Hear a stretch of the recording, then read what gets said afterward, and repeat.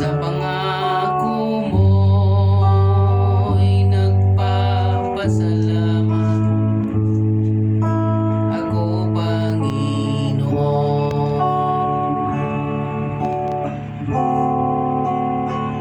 Sinabi mong di ako iiwan, sinabi mong di pababayaan.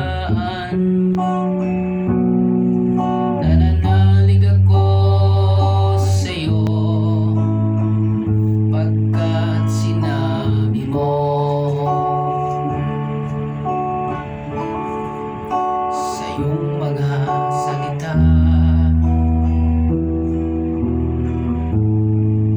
ang siyang tanglaw ng buhay ko.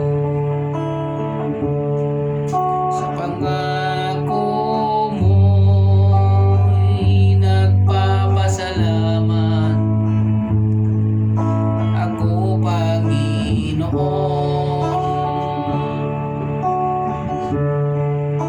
Sa iyong mga salita ang siyang tanglaw ng buhay ko.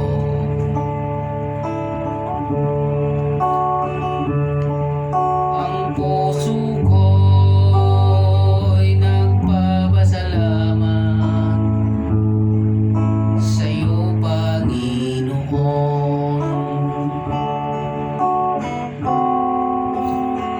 Sinabi mo di ako iiwan, sinabi mo di pababayaan. Nananalig ako sa'yo pagkat sinabi mo.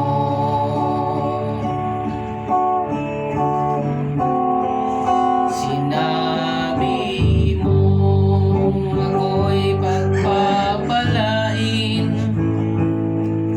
sinabi mo maniwala ka sa'kin. Nananalig ako sa'yo pagkat sinabi mo.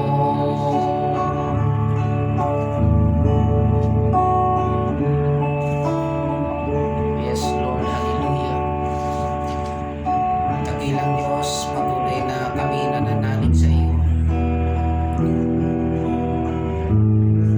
At patuloy, Panginoon, na nagtitiwala sa iyong kapangyarihan na sa bawat araw ng aming mga buhay ay kumikilos ka, O Diyos. Lahat ng aming mga pangamba na inaharap, pagsubok sa buhay, pinapagtatagumpayan namin ito dahil kumikilos ka sa bawat isa sa amin. Salamat, O Diyos. Ikaw ang aming tagapagligtas. Ikaw ang nagpo-provide ng lahat ng aming pangangailangan sa araw-araw ng aming buhay. Kaya naman sa hapong ito, nais ko, O Diyos, na ikaw lamang ang maparangalan, mapapurihan sa aming kalagitnaan, sa pangalan ni Jesus. Amen. Hallelujah.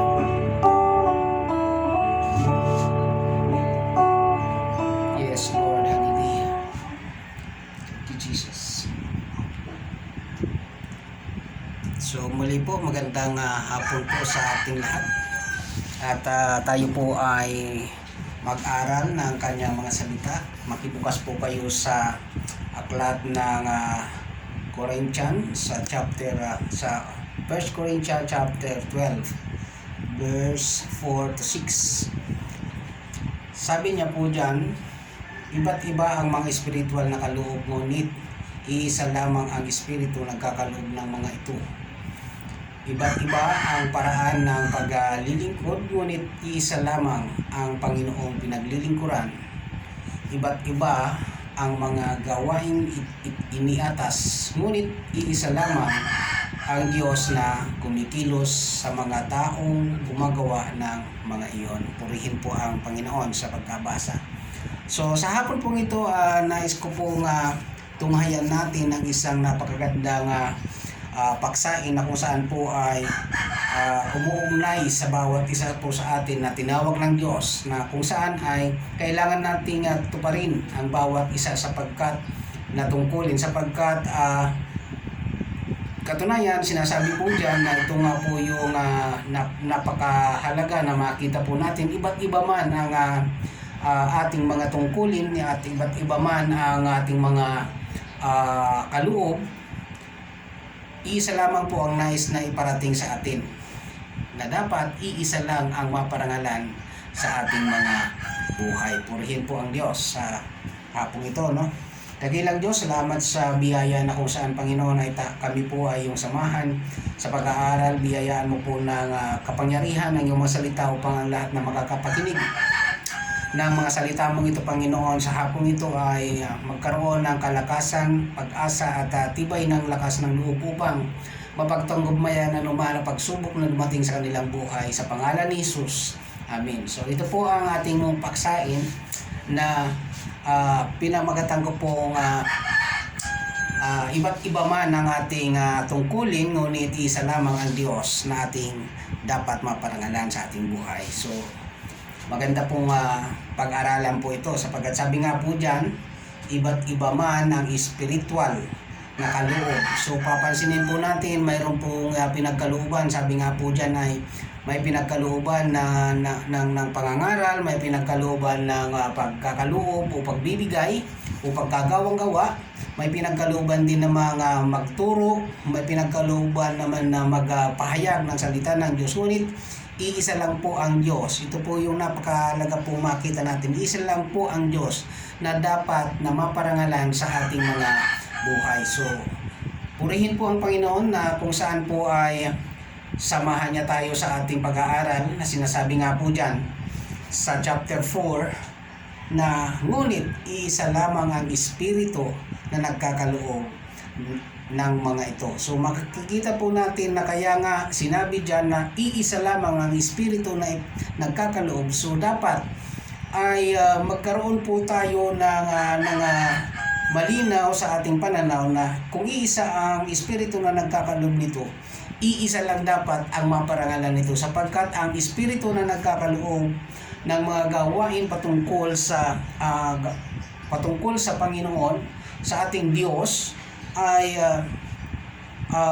kailangan na ating pong magampanan na kung saan anuman ang pinagkaloob sa iyong tungkulin na gawain ay ang Diyos lang ang maparangalan sa ating mga buhay. Amen po.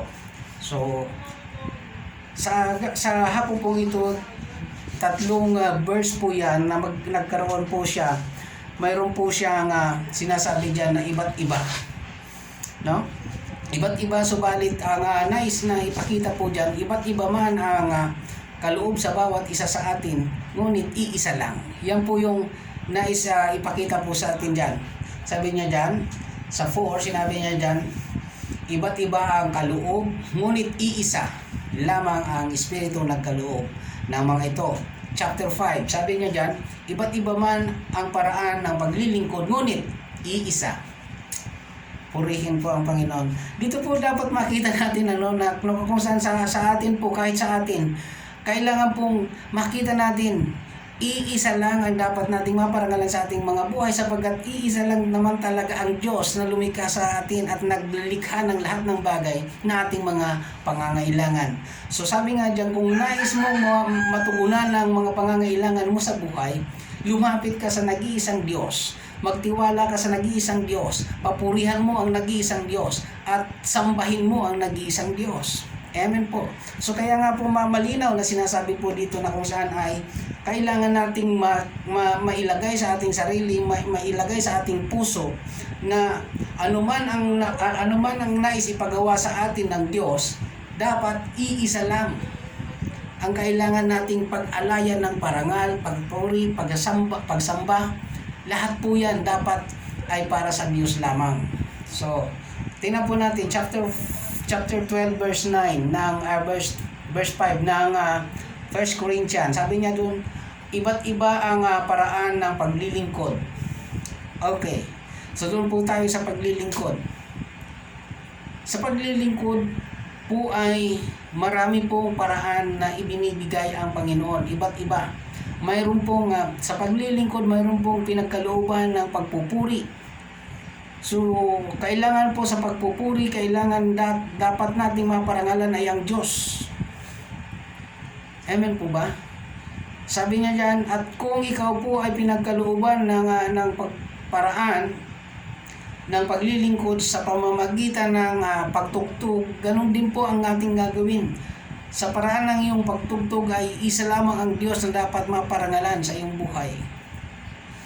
Kung ikaw man po ay pinagkalooban ng paraan upang maglingkod sa pamamagitan ng paghahayag, magpahayag po tayo ng walang pag-aalinlangan. Amen po ba?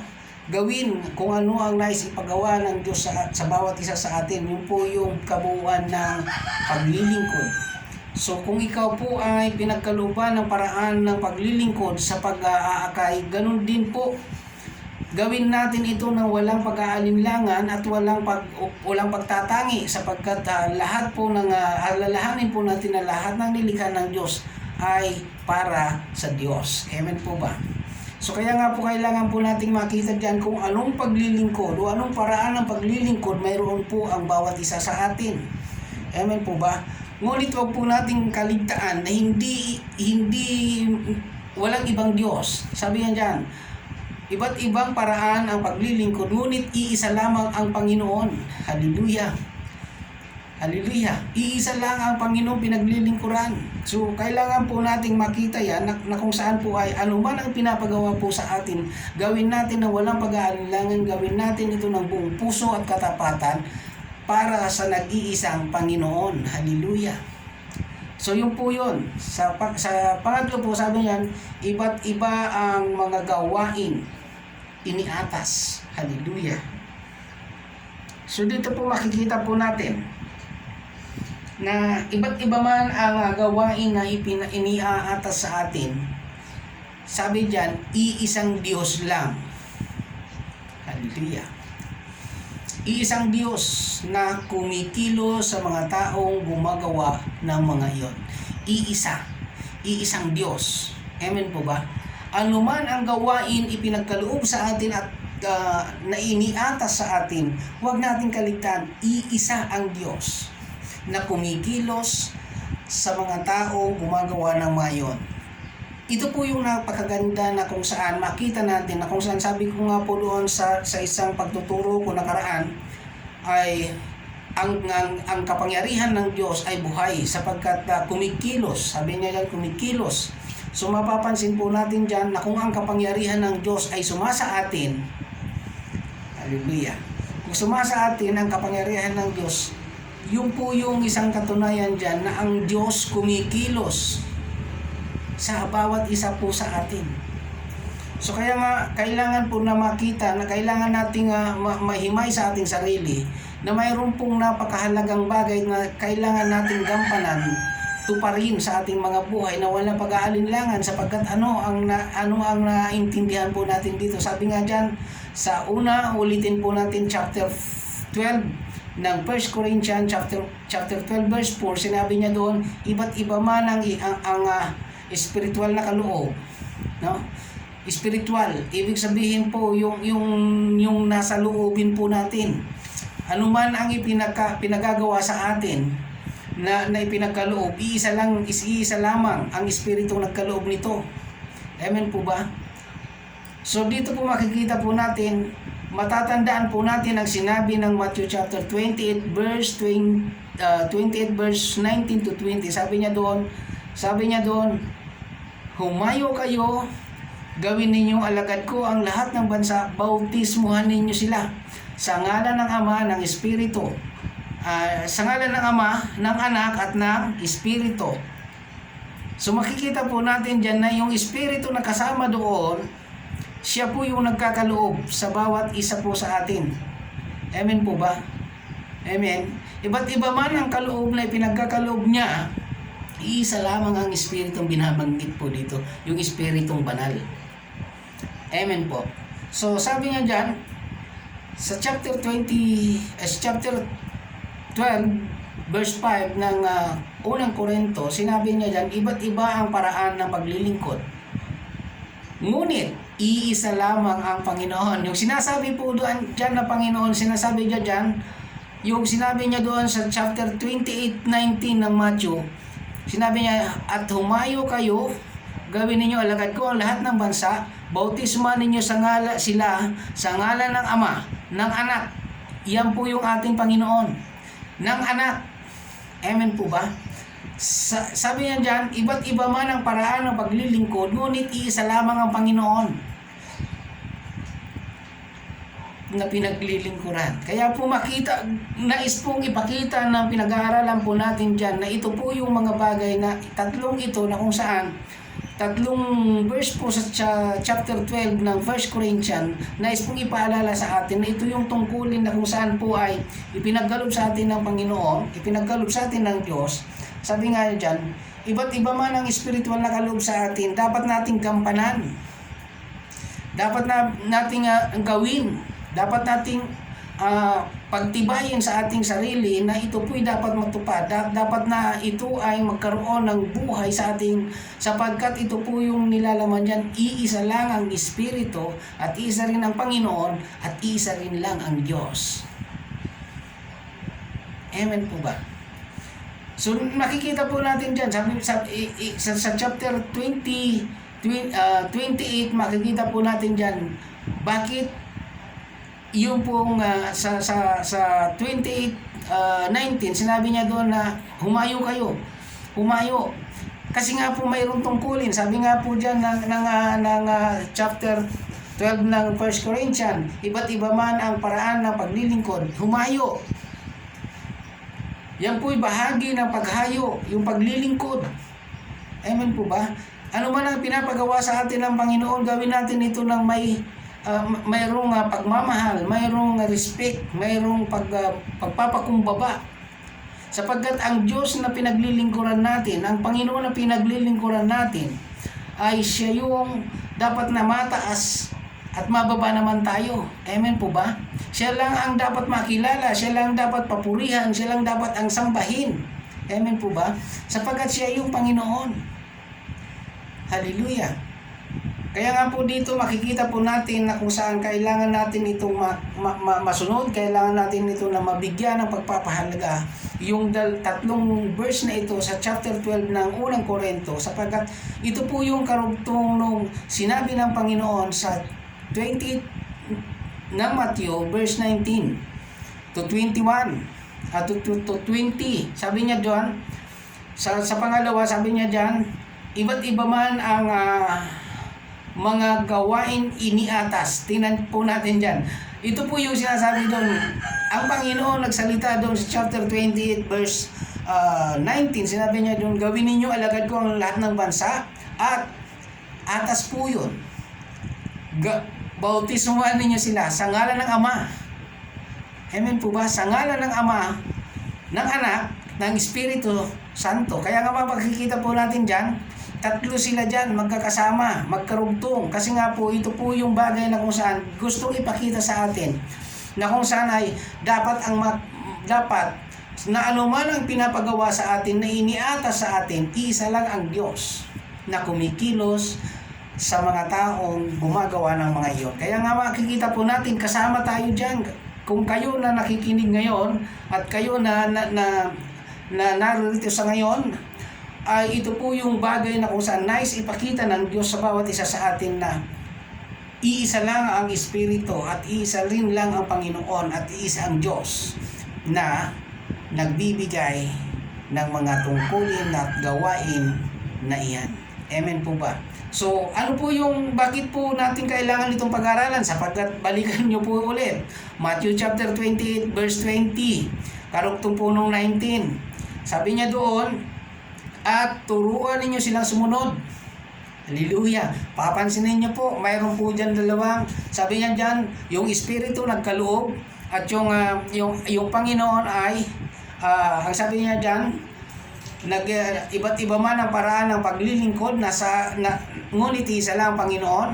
At sa 6 po ay sinabi niya diyan, iba't iba man ang mga gawaing iniatas. Makikita po natin diyan ang lahat po na yan, yung tatlo na yon, nabubuo po yan doon sa sinabi ng Panginoon, at turuan mo silang sumunod sa lahat ng ipinag-uutos ko sa inyo.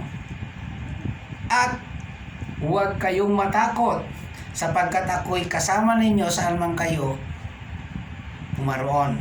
Sabi niya, hanggang sa katapusan ng sanlibutan. So makikita po natin dyan, napaka-specific po ng dalawang book na ito na kung saan po ay pinag-ugnay sa tatlong verse ng 12 ng Corinthian, 1 Corinthian, at yung last chapter ng at last verse po ng Matthew. Ito po yung makikita po natin dyan. Paano at anuman ang ipinapagawa sa iyo, kailangan mong magtiwala sa Diyos, sapagkat sabi niya dyan, kumikilos ang Diyos sa mga taong gumagawa ng mga iyon. Kaya kung nais natin maranasan ang pagkilos ng Diyos, kaya kailangan natin gawin kung ano ang pinapagawa ng Panginoon sa bawat isa sa atin. Kung papansinin po natin sa ating pong pag-aaral, kung papansinin po natin, iba't iba man ang paraan ng paglilingkod, ngunit isa lamang ang Panginoon na pinaglilingkuran natin. Hallelujah. Kaya nga po, hindi sa mga tao naglilingkod sa Panginoon, ito lang po dapat nating makita, na kahit na sa tingin mo ay napakahalaga ng gawain mo para sa Panginoon, wala po dyan. Wala po dyan. Kung ikaw ay inatasan ng Panginoon tumugtog sa Kanya, ikaw ay inatasan magpuri sa Kanya, mag-worship sa Kanya sa pamamagitan ng pag-awit. Kung ikaw ay inatasan na manalangin sa Kanya, ikaw ay inatasan ng Diyos na ikaw ay gumawa ng mabuti, magkawang gawa. Kailangan po natin gawin ang mga tungkulin na ito, sapagkat sabi nga dyan, kapag hindi natin yan nagawa, hindi tayo naglingkod ng may katapatan. Amen po ba? So mayroong kulang. So ito po yung kailangan nating makita, na kung saan ay iisa lang, no? Sa buhay natin, kailangan nating mailagay sa ating sarili anuman yung pinapagawa sa atin ng Panginoon. Kung ito ay madali lamang, mahirap man yan, alalahanin natin na iisa lang ang Diyos na kumikilos sa bawat isa sa atin. Amen po ba? Na iisa lamang ang Panginoon, isa lamang ang Diyos na kailangan maparangalan sa buhay natin. Amen po ba? So ito po yung napakahalagang bagay. Hindi po ako magpapakarami ng pagbubukas ng salita ng Diyos, sapagkat ito po yung ito po lang ang dapat nating makita, na kung saan ay iisa lang ang Diyos at isa lang ang Espiritu na nagkakaloob ng bawat ng mga ito, at iisa lamang ang Panginoon na ating pinaglilingkuran. Amen po ba? So kaya nga po kailangan nating makita, no? Kailangan nating makita. So ito'y pinag-ugnay-ugnay ng bawat salita ng Diyos upang patibayin ang ating pong pagkakilala sa Kanya. Ngunit kung ikaw po ngayon sa hapong ito na nanonood, at ikaw ay naririto ngayon, at ikaw man ay nag-aalinlangan sa iyong sarili, ito lamang po yung dapat nating makita. Iisa lang ang Diyos na kumikilos sa mga taong gumagawa ng mga iyon. So ito po yung dapat nating makita, na kung gusto natin na ang Diyos ang kumikilos sa atin, gawin natin kung ano ang ipinapagawa sa atin. Amen po ba? At kung gusto nating mapaglingkuran ng ating Panginoon, sabi niya diyan, iba't iba man, no? Hindi tayo ang dapat masunod, hindi tayo yung dapat na mamili kung ano yung gagawin natin para sa Panginoon, kundi ang Panginoon ang maglalagay sa atin kung ano yung anong paraan, paanong paraan tayo gamitin ng Panginoon para makapaglingkod sa Kanya. Amen po ba? At hayaan natin na ang Espiritu ang magkaloob nito sa atin, no? Na kung saan kailangan nating makita na sa pamamagitan ng kapangyarihan ng Panginoon, sa pangalan ng Panginoon, at at niloob ng Panginoon ng Espiritu na ipagkaloob sa atin yan, sa pangalan ng Panginoon ay maparangalan natin ang nag-iisang Diyos. Hallelujah, na nagbigay sa atin ng buhay, na nagkaloob sa atin. Sabi, ito po yung dapat nating makita. Ito po yung last book at chapter na at verse na gusto kong iwanan po sa inyo sa hapong ito. Sabi po dyan ng Isaiah 46:4, sabi niya po doon, ako ang inyong Diyos. Tingnan po natin yung sinabi niya dyan, yung iba't iba man ang gawain iniatas, ngunit isa lamang ang Diyos. Ito po yun. Ako ang inyong Diyos at iingatan ko kayo hanggang sa kayo'y tumanda at pumuti ang inyong buhok. Tandaan po natin, siya po yun. Sabi niya dyan, iisa lamang ang Diyos na kumikilos sa mga taong gumagawa ng mga iyon. So makikita po natin na sa ating pong sarili, kailangan nating mailagay sa ating kaisipan, sa ating puso, na iisa lamang ang Diyos. Sinabi niya doon, ako ang inyong Diyos, iingatan ko kayo hanggang sa kayo tumanda at pumuti ang inyong buhok. Kayo'y nilikha ko, kaya tungkulin kong kayo'y ingatan, alagaan at laging kalingain at iligtas. So makikita po natin dyan, siya yun. Kaya nga kung gusto nating magkaroon tayo ng proteksyon sa ating sarili, kailangan nating paglingkuran ang Diyos na ito sa pamamagitan ng ating Panginoong Jesucristo, sa biyaya at tulong din ng Banal na Espiritu. Kaya nga po dito makikita po natin na kung ano man ang pinagkaloob sa atin ng Espiritu, kailangan natin itong tuparin. Kailangan natin itong tanggapin. At dahil siya ang magtuturo sa atin kung anong paraan ang paglilingkod na gagawin natin para sa Panginoon upang matupad natin ang gawaing iniatas sa atin. Para saan? Para sa nag-iisang Diyos na kumikilos sa bawat isa po sa atin. Bakit? Siya po yung nagbigay sa atin ng buhay. Siya yung naglikha sa atin. Kaya nga po kailangan siya lang ang maparangalan sa ating buhay. Ano man ang ating ginagawa, ano man yung gawain na ipinagkaloob sa atin ng Panginoon, kailangan ang Diyos na ito, na nag-iisang Diyos, na may likha ng lahat ng bagay, siya lang ang dapat na maparangalan sa ating buhay. So, purihin po ang Panginoon sa hapong ito. Nais ko pong makita niyo po yan, at nais ko pong yun po yung mabigyan ng malinaw na kapahayagan sa bawat isa po sa atin. So gusto ko pong bigyan din ng diin sa isang aklat din, at doon po tayo magtatapos sa aklat po ng Timothy.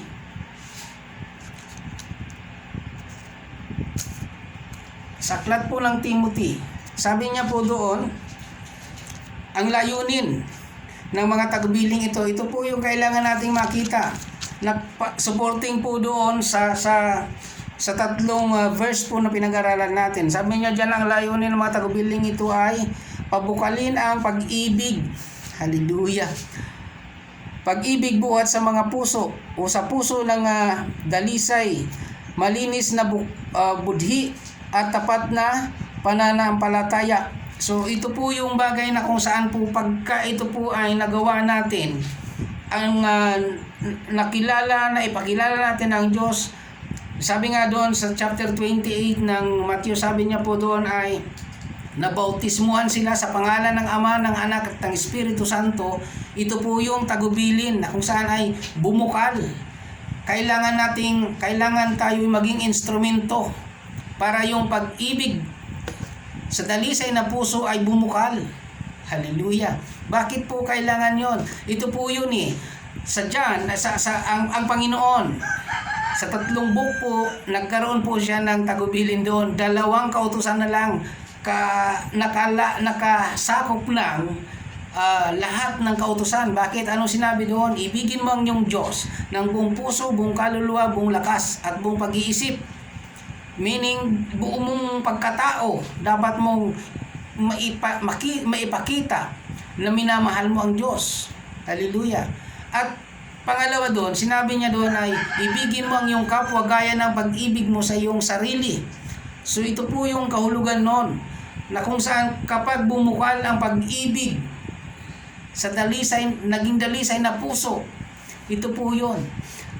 Hindi mo alintana anuman ang gawain na ipinagkaloob sa iyo ng Diyos. Kayang-kaya mo na gawin, tuparin ang paglilingkod na ito sa iisang Panginoon at sa iisang Diyos. Hallelujah. Hallelujah. So kailangan po nating makita. So sa hapon po ito nais ko pong iwanan sa inyo yung tatlong ito na kung saan po ay tinapos po yan sa Timothy sa chapter 1 verse 5. 1 Timothy chapter 1 verse 5, sinabi niya po doon ay ang layunin ng tagubilin. Ito po yung dapat nating makita, dapat nating tandaan. Hindi po ako ang nagbibigay, hindi po ako ang nagtatagubilin. Kahit sa aking pagtuturo po ay kailangan na maging makita po ninyo na hindi dapat ako kundi yung tinuturo po natin dito. Ano po yung tinuturo natin dyan? Ang tinuturo po natin ay wala pong ibang dapat na mataas sa buhay ng naglilingkod na katulad natin, na katulad nyo, katulad nila, na maaari din gamitin ng Diyos para maparangalan ang Diyos. Ito po yun, na kailangan po nating mapatibay ang tagubilin, na ang layunin ng tagubilin ito ay ano, sabi niya po dyan ay mapabukal, ay pabukalin, no? Ang pag-ibig buhat sa pusong dalisay, malinis na budhi at tapat na pananampalataya. So ito po, sinasabi po yan, titingnan po natin. Gusto ko pong bigyan din ng diin yung ang huling pag-aaralan po natin sa Timothy, 1 Timothy chapter 1 verse 5. Sabi niya dyan, ang layunin ng mga tagubiling ito na kung saan nandito po na binasa natin sa 1 Corinthians, sinabi niya dyan ay pabukalin ang pag-ibig, no? Pabukalin ang pag-ibig buhat sa pusong dalisay. So makikita po natin dyan, pusong dalisay sa malinis na budhi. Hallelujah. Kaya nga po, kung hindi ka sinusumbatan ng budhi mo, malinis ang iyong budhi, no? Sabi nga nyo dyan eh. Pag hindi ka nasusumbatan ng budhi mo, tama ang ginagawa mo, malinis ang budhi at tapat na pananampalataya. So kasi dito po makikita po natin na sa ating po paglilingkod, kailangan po mayroon po tayong katapatan sa ating pananampalataya. Bakit po? Tayo po ay nagtuturo. Tayo po yung ginagamit ng Diyos para ang mga tao na nakikinig katulad ninyo ngayon na narito at kayo na nanonood sa ngayon ay magkaroon po tayo ng dalisay na puso, malinis na budhi, no? Malinis na budhi at may katapatan sa ating pananampalataya. Yun po yun. Kaya nga po kailangan na makita po sa bawat isa sa atin na magkaroon po tayo ng malinaw na pananaw sa binasa po natin sa 1 Corinthians chapter 12 verse 4 to 6. Makikita po natin doon iba't iba man, ano man yung pagkakaiba ng mga tungkulin, ng mga gawain, mga kaloob na tinanggap natin, iisa lang ang dapat nating maparangalan sa ating buhay. Walang iba kundi ang Diyos sa pangalan ng ating Panginoong Hesukristo. So sa hapon pong ito tayo po ay tayo pong lahat ay magpupuring muli at ipagkabibigay po natin yan sa ating Panginoon, na kung saan ay kailangan po natin na maipakita, mailagay sa ating sarili na maglingkod tayo ng walang pag-aalinlangan at buong pananampalataya sa isang Diyos sa pangalan ng ating Panginoon. So tayo po ay umawit muli.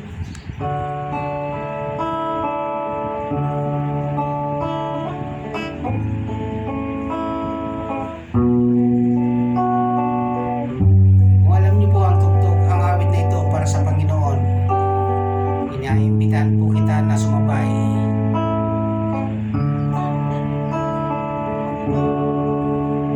Sa'yo ang buhay ko, inaalay ko sa'yo. Ano man nang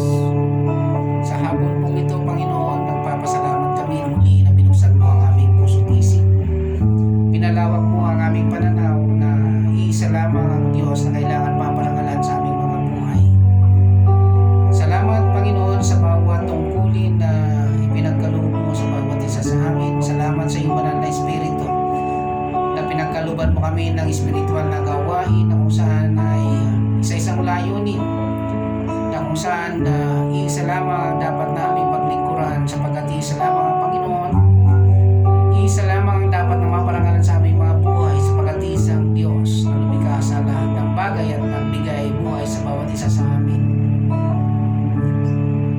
Hayaan mo, Diyos, na matuto kaming lahat na magtiwala sa iyong kapangyarihan, matupad ang mga tungkulin na ipinagkaloob sa bawat isa sa amin nang walang pag-aalinlangan.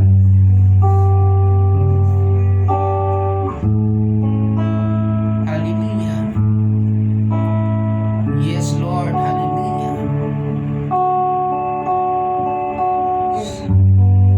Yes, hallelujah, Jesus. Thank you, Lord. Hallelujah. Sa hapong ito, O Diyos, nagpapasalamat kami sa patuloy na